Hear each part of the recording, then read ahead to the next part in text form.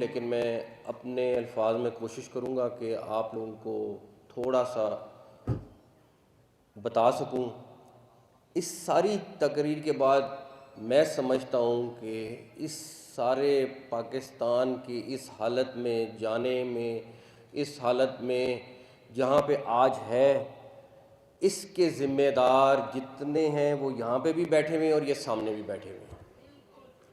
اس کی وجہ ہے بھائی ایک چیز جو 70 سال 80 سال سے نہیں چل رہی، میں 3.5 سال ہو گئے ہیں اس سیاست والے ایوانوں میں انٹر ہوئے، ہو سکتا ہے کہ اس بات پہ تنقید ہو یا لوگ کوئی چیز کہیں، لیکن میں نے آپ کو کہا کہ میرا دل ہے کہ آج میں سیاسی تقریر کروں۔ میں آپ کو صرف یہ بتا سکتا ہوں کہ آپ 10 سال بعد بھی یہیں بیٹھے ہوں گے اور اسی طرح تقریر کر رہے ہوں گے اور اسی طرح اپنے مسئلے بیان کر رہے ہوں گے۔ اس نے ایسے کا ایسا رہنا ہے، کیونکہ یہ سسٹم جس کے اندر ہم رہ رہے ہیں یہ کولیپس کر چکا ہے، آپ مانے نہ مانے۔ آپ ایک چیز جو 70 سال سے گھسیٹ رہے ہیں، میں آج بھی کہوں گا جمہوریت ہم سب چاہتے ہوں اور میں اس کا سب سے بڑا سپورٹر ہوں اور رہوں گا، لیکن جمہوریت کے اندر بھی تو 3 4 5 قسم کے نظام ہیں، خالی ایک نظام تو موجود نہیں ہے۔ لیکن ہم کہتے ہیں نہیں، جو مرضی ہو جائے، جس طرح کا مرضی ہو جائے، ہم نے اسی کو گھسیٹنا ہے، اسی کو چلانا ہے، چاہے ہم 14 بلین کی باہر سے ایگریکلچر کی پروڈکٹس لے آئیں، چاہے ہم اپنا ایگریکلچر ملک ہوتے ہوئے بھی گندم باہر سے لے آئیں، چاہے جو مرضی آپ کہہ لیں، ہر ایک نے اپنی اپنی چیزیں بتائیں۔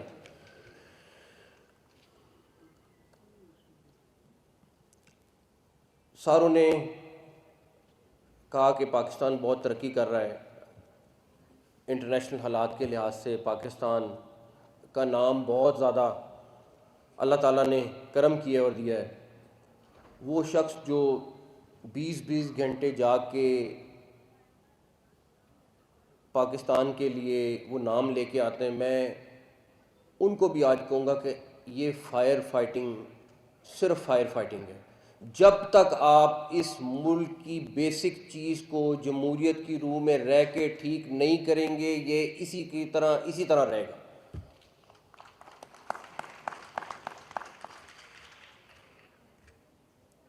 اچھا، اب اس کو ٹھیک کرنے کا کون کرے گا؟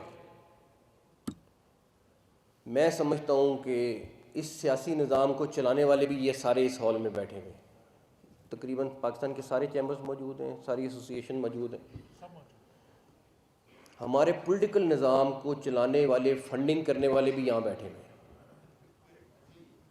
کوئی 50 کروڑ کی فنڈنگ دیتا ہے الیکشن سے پہلے، کوئی 10 کروڑ کی دیتا ہے، کوئی 5 کروڑ کی دیتا ہے، لیکن یہ سارے لوگ بیٹھے ہوئے ہیں، یہ کسی نہ کسی طریقے سے اس سیاسی نظام کو چلا رہے ہیں۔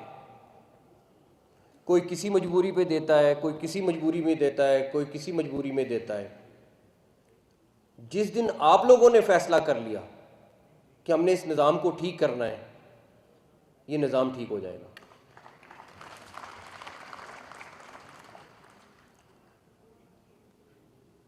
اس نظام میں ہر چیز بری نہیں ہے، لیکن ایک عام آدمی جو پاکستان کے کسی کونے میں بیٹھا ہوا ہے، اس کو اپنی بیسک فیسلٹی چاہیے، اس کو اپنی گورنمنٹ کے ساتھ ایک انٹریکشن چاہیے، جو ہم نہیں دے پاتے۔ ابھی جسٹس سسٹم کی بات ہوئی، بالکل بہت زبردست کام ہوا ہے کہ نئے کورٹس بنے ہیں، سارا کچھ ہوا ہے، لیکن آج بھی 8 10 گھنٹے کا سفر کر کے بھون صاحب لوگ سفر کرتے ہیں اور کورٹوں میں جاتے ہیں۔ کیا یہ اس کا رائٹ نہیں ہے کہ اس کو اس کے گھر کے قریب انصاف مل سکے؟ لیکن یہ نہیں ہے۔ حل ایک ہے۔ میں میاں عامر صاحب کی پریزنٹیشن پوری بڑے غور سے دیکھی ہے، سنی ہے، سب کچھ ہے.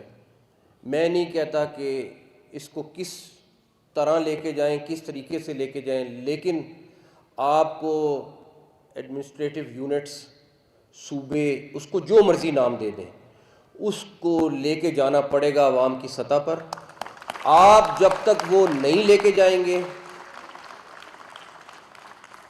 آپ جب تک، آپ کے سارے چیمبرز یہاں بیٹھے ہوئے ہیں، جتنے دھکے آپ لوگ کھا رہے ہیں اپنی چھوٹی چھوٹی چیز کے لیے، یہ آپ کو اپنے علاقے میں اویلیبل ہونے چاہیے. آپ نے کہا کہ ہماری اتنی زبردست تنویر صاحب انڈسٹری موجود ہے کہ جو بلینز آف ڈالرز کی ایکسپورٹ کر سکتی ہے، ان کو کیوں نہیں آج تک کر پا رہے؟ کوئی تو وجہ ہے نا کہ نہیں کر پا رہے. آپ لوگ اس کے لیے جتنی مرضی پچھلے 4-5 سال سے ایفرٹ کر رہے ہیں، لیکن وہیں کی وہیں چیز کھڑی ہے. اس کی وجہ یہ ہے کہ ان کی آواز کوئی اٹھانے والا نہیں ہے.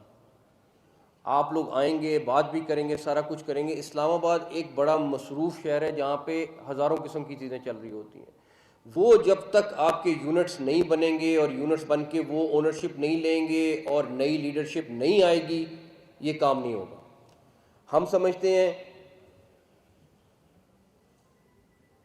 ہم اپنے نوجوانوں کو کوئی 2-4 ہزار روپیہ مہینہ اسٹیپنڈ لگا کے یا ٹیبلٹس دے کے خوش کر لیں گے. نہیں، آپ ان سے پوچھیں تو صحیح ان کو چاہیے کیا ہے. وہ صرف ایک چیز مانگتے ہیں کہ اپنا نظام ٹھیک کر لیں، ہمیں انصاف مل جائے، ہمیں میرٹ مل جائے، ہمیں جاب کی اپرچونٹیز مل جائیں، اور ہمیں اگر کہیں سرکاری طبع پہ جاب ہے تو اس پر ہمیں جائز طریقے سے ہر چیز مل جائے. وہ ہم نہیں دے پاتے نوجوان کو. اب اس نوجوان کو آپ نوجوان کہیں، اس کو کاکروچ کہیں، اس کو جو مرضی چیز کہیں، لیکن میں ایک چیز سب کو بتاؤں گا، یہ کاکروچ اگر اکٹھا ہو گیا تو یہ ہر چیز کو الٹ سکتا ہے. اس کے لیے ضروری ہے ان کی خواہش اس سے پہلے کہ وہ ظاہر کریں ہمیں پوری کرنی چاہیے. اور ان کی خواہش صرف یہ ہے، صرف ایک چیز کے اوپر ہے کہ ہمیں میرٹ پہ جاب چاہیے اور جاب اپرچونٹیز چاہیے. وہ آپ سے کچھ اور نہیں مانگ رہے، وہ آپ سے کوئی ٹیبلٹ یا 2-4 ہزار روپیہ مہینہ نہیں مانگ رہے. وہ 2-4 ہزار ڈالر مہینہ کما سکتے ہیں، صرف آپ ان کو اپرچونٹی دے دیں. اور اس کو اپرچونٹی دینے کے لیے میں پھر کہوں گا ہمیں اپنی چیزیں ٹھیک کرنی ہیں. جہاں تک رہی فیڈرل نظام کی بات، میں صرف ایک مثال دینا چاہتا ہوں. آپ ہر بندہ جو اس ہال میں بیٹھا ہوا ہے وہ اپنا گھر چلاتا ہے. کون سا گھر ہے جو پہلے دن مہینہ کا جب شروع ہوتا ہے تو وہ کئی لاکھ روپیہ مقروض ہو اور اس کے بعد اس کو کہیں کہ آپ گھر چلا لو؟ وہ گھر چل ہی نہیں سکتا. اب اس فیڈرل گورنمنٹ کا حال یہ ہے کہ ہم جب اپنا بجٹ بناتے ہیں تو وہ نیگیٹو میں بناتے ہیں، اور ہم بات یہ کرتے ہیں کہ اس سال کتنا قرضہ لینا ہے. اچھا، یہ آپ جتنے لوگ بیٹھے ہیں ان کو بھی پتہ ہے، جو ساری پولیٹیکل پارٹیز ہیں ان کو بھی پتہ ہے، جو گورنمنٹ میں ان کو بھی پتہ ہے، ہم سب کو پتہ ہے. لیکن کیا ہمارا فرض نہیں ہے کہ اگر یہ چیز ہے تو ہم اس کو ٹھیک کر لیں؟ ہم ٹھیک نہیں کریں گے. ہم قرض اور لیں گے، ہم چیز ٹھیک نہیں کریں گے. وہ کس نے ٹھیک کرنی ہے؟ ہم نے، لیکن ہم نہیں کر رہے. آپ کا ہر سال قرضہ بڑھتا جا رہا ہے، چاہے اس کو جس طرح مرضی آپ بیلنس کریں. آپ 14 16 گھنٹہ کام کرنے والا وزیر اعظم جو مرضی کر لیں، جب تک اس سسٹم کو ری سیٹ نہیں کریں گے آپ، اس کے لیے جیسے بھون صاحب نے بات کی کہ تمام پولیٹیکل پارٹیز کو ایک کمرے میں بیٹھنا پڑے گا، چاہے وہ ایک دن بیٹھیں، چاہے وہ ایک مہینہ بیٹھیں، چاہے وہ اس کو ایک سال بیٹھیں.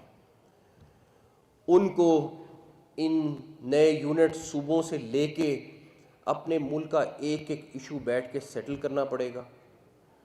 جب تک یہ لوگ نہیں کریں گے، جب تک یہ اکٹھے نہیں بیٹھیں گے، اور اس چیز کو تبدیل نہیں کریں گے، یہ ملک اسی حالت میں رہے گا۔ آپ جتنے مرضی سیمینار کر لیں، جتنے مرضی فنکشنز کر لیں، جتنی مرضی دفعہ اکٹھے ہو جائیں۔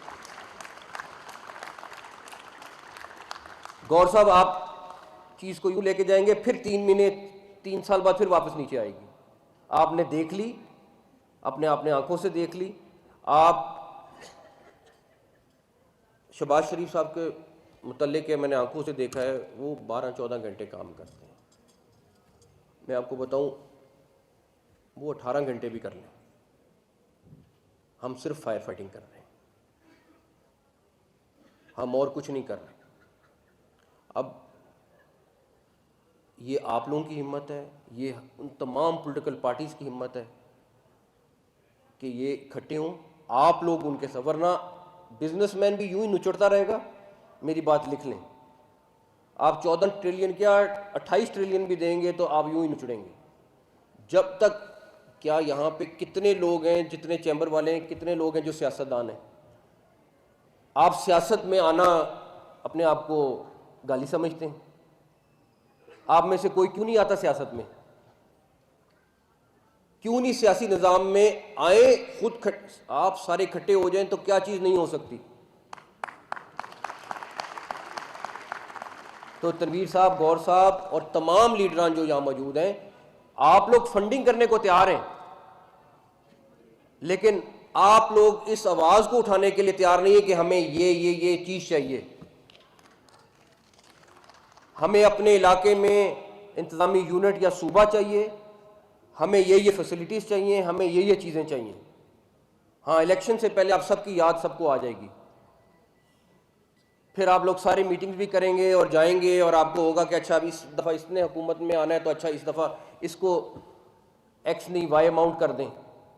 آپ لوگوں کو اپنے لیے خود کھڑا ہونا پڑے گا، ورنہ یہ سیکنڈ سمٹ کر لیں، تھرڈ کر لیں، فورتھ کر لیں، اللہ تعالیٰ خیریت رکھے، یہ اسی طرح چلتے رہیں گے، یہ اسی طرح ساری چیزیں ہوتی رہیں گی۔